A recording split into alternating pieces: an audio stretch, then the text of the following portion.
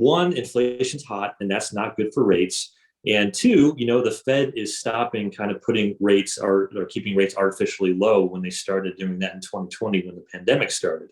So that's the two reasons why, but it happened faster than a lot of people were expecting for a couple reasons.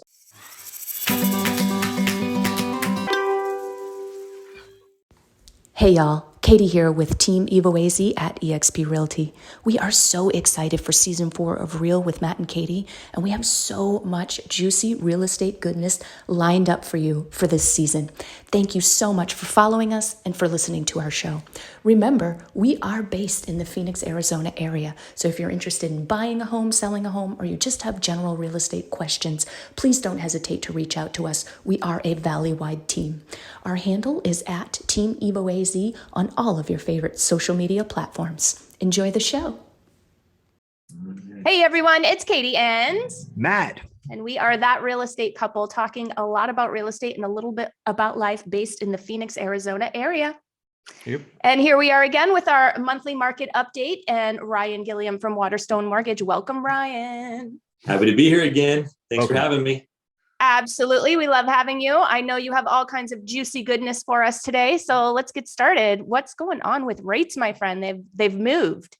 A lot has been going. I got plenty to talk about in this podcast. So yeah, we've seen a sharp rise in interest rates. I know last month they said, they went up about 0.5%. So since January 3rd now, we've seen about a 1% increase in interest rates.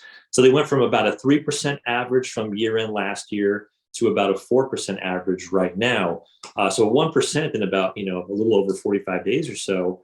In my time in being a loan officer, that's one of the bigger jumps that we've seen in such a small time frame. And as we discussed last podcast, we were expecting this for two reasons. One, inflation's hot, and that's not good for rates. And two, the Fed is stopping kind of putting rates or keeping rates artificially low when they started doing that in 2020 when the pandemic started. So that's the two reasons why, but it happened faster than a lot of people were expecting for a couple reasons. One, job growth is looking very strong. I got the statistics here. The Bureau of Labor Statistics reported that 467,000 jobs were created in January. They were expecting 150,000. So that was almost 3 times more than what was expected. And on top of that, inflation figures came in at 7.5%, which is at highs since we haven't seen that since 1982. So those two measurements came in, and that kind of spooked the market, and that's why we saw such a big jump so quickly. Jobs are strong and inflation is strong. So that's pretty much why. Last month, we kind of discussed that experts this year for 2022 were expecting rates to be around 3.75 to 4%. And we've already hit that. We've hit the expectations, by mid-February. But, we do feel like this might be as high as they get for a little while, which is encouraging. And the reason why, there's kind of a misconception. A lot of people are hearing in the news, and I know I've talked about it, that the Fed is going to be increasing their fund rate probably by a quarter, maybe even 0.5% next month. And they might do it 2 more times or 3 more times this year. They're going to be pretty aggressive about that. But a lot of people think that means interest rates, mortgage rates, right? Which it's not. They're not correlated really that way. So what that means, the Fed fund rate is how much banks borrow money and how much they charge for overnight lending. That's what it is. And that's their one way of really stopping inflation. Is the more expensive money is to borrow between banks, inflation drops. And lowering inflation is good for mortgage rates. So it seems counterintuitive that when you hear the Fed increasing their key rates, that's good for inflation dropping, and that's good for mortgage rates dropping. So I just want to make sure that that's clear, because I get that question a lot where people, feel like, oh, we need to lock in rates because the Fed is going to be increasing them, but that doesn't necessarily mean mortgage rates will go up. It's quite the opposite. And I think that's extremely, extremely important that you clarified it. Like, it's like get on top of a mountain and yell that, because a lot of people that I talk to, they think that they're like, wow, rates have gone up and the Fed really hasn't adjusted anything. And oh my God, they're going to, and it's like, no, it's not, it's not how it works. So it's super important to let everyone know that. Yeah. And I know, Katie, I gave you a slide kind of showing historic rates, because I wanted to kind of put things into perspective. I wasn't sure if you had it ready, but I wanted to kind of go over that. So if you're just listening to this, you can't really see the slide, but What it basically shows is this was last month. They haven't come out with a new one in February, but last month it was around 3.5, but it's gone up all the way to the 4%. But it kind of shows you historically all the way back from 2016 that this is still pretty much average for the past 6 years or so. We've seen them go as high as a 5%, around 2019. We saw them drop to historic lows, in 2020, 2021. But now we're kind of getting back to normal, and it's still a very competitive interest rate, historically speaking. I mean, I always talk to my mom, and when my family moved here in 1983, rates were at an 18%. So that puts things into perspective. But I just wanted to go back to 2016 just to show that we've seen a lot higher, and we still saw a strong purchase market, even with rates in the 5% range. So we're still really, if you kind of consolidate this in kind of an average of where rates have been in the past 6 years. Yeah. And, I mean, one of the biggest things to kind of consider about this is all the ingredients that are going to contribute to a positive market. And you look at where we're at 3.55%. Yeah, that might be the average. But then you look back at like 2019, where, it's our peak, where we're like pretty much hitting 5. But think about our inventory levels. Think about supply and demand. Yeah. It was a whole different monster at that point. And if anything, this really points to a very, very healthy conditions, especially with the job reports starting off the new year with that much. When they come up 300% over what they're projecting, that's pretty big. That's huge. That is. Yeah. And I know you mentioned, kind of supply and demand. If you want to show the other slide, Katie, that actually goes right into what I wanted to speak about too with the housing market. This was interesting. I just saw this yesterday. I thought it would be great to share it. This shows existing homes for sale versus the U.S. population. As you can see, the kind of greenish light blue line is going straight up. That's the U.S. population.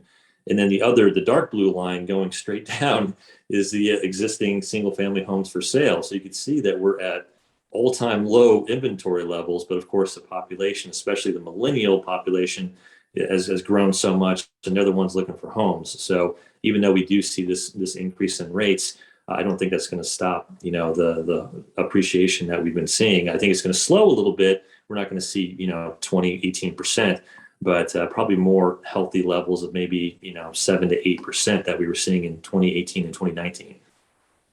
Absolutely. I was taking a look, as I always do, to prepare for this show. And of course, for my clients' information as well. And I was taking a look at what we've got active on the market in Maricopa and Pinal County only, single family residents only. So I'm not looking at condos and townhomes and that kind of thing with this.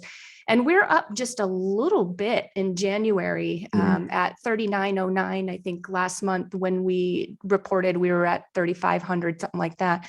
But we're up more than in inventory, just by a small amount than we were in December and November. So I'm feeling like, and I'm seeing actually more listings are coming onto the market, which makes sense because we're coming into that busier time. But we are by no means anywhere near the amount of listings that we're normally used to dealing with. Yeah, and Katie, I know you said you've been busy, and we have too, and we feel like demand is just as strong. People are wanting to buy homes.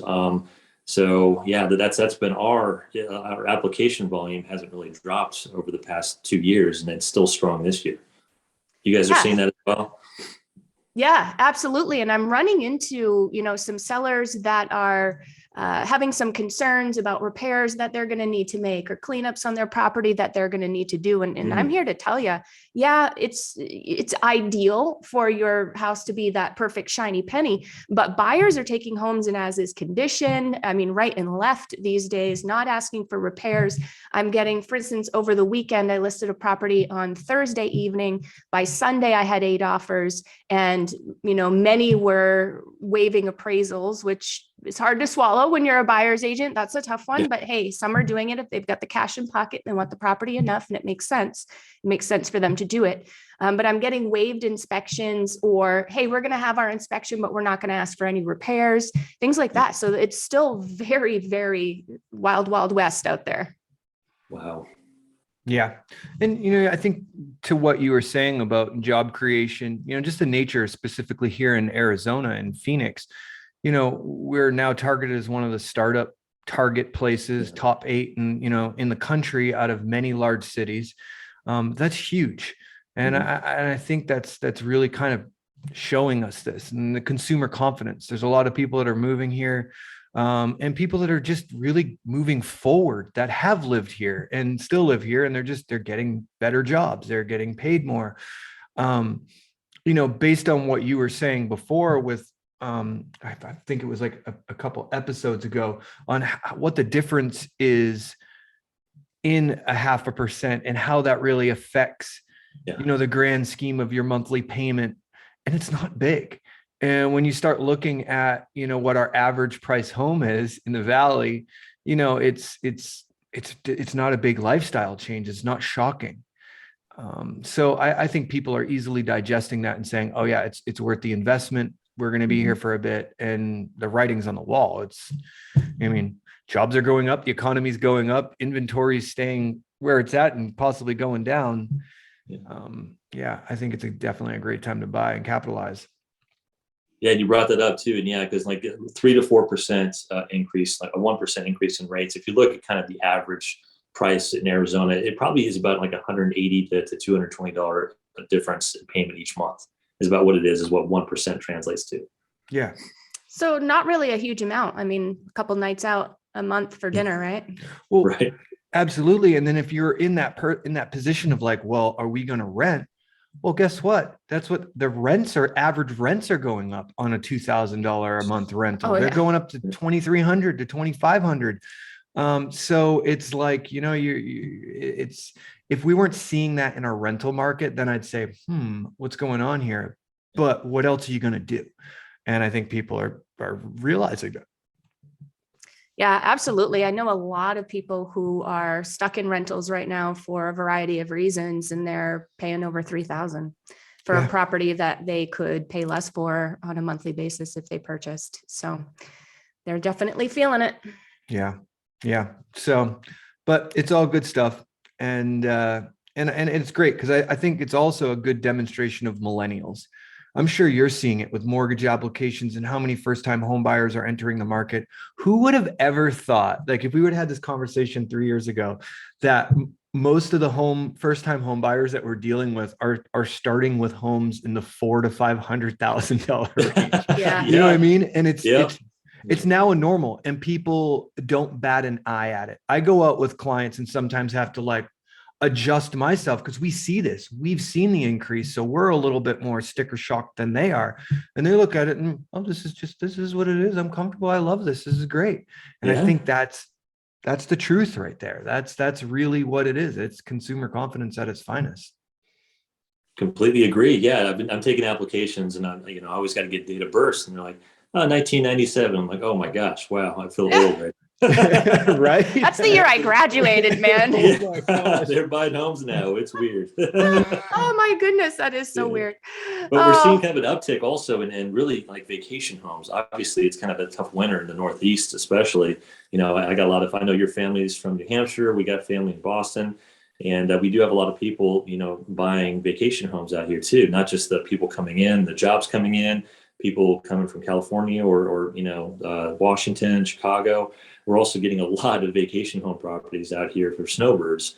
So that's another thing that's kind of snatching up a lot of these properties we've noticed. Absolutely. And those are going to turn into primary residences soon.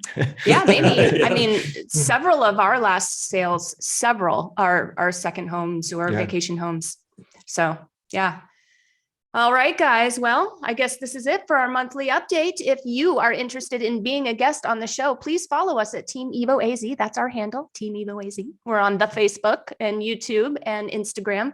Give us a like and send us a message. Let us know why you'd like to be on the show. And while you're at it right now, while you're listening to this podcast on your favorite podcast platform, please subscribe, download, and rate us so that we can get this real information out to the real people.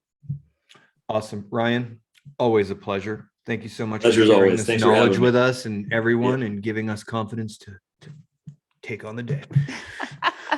Always have a great time chatting with you guys, and thanks everyone for listening. All right. Ditto. Thanks. Bye, everyone. Bye. Bye.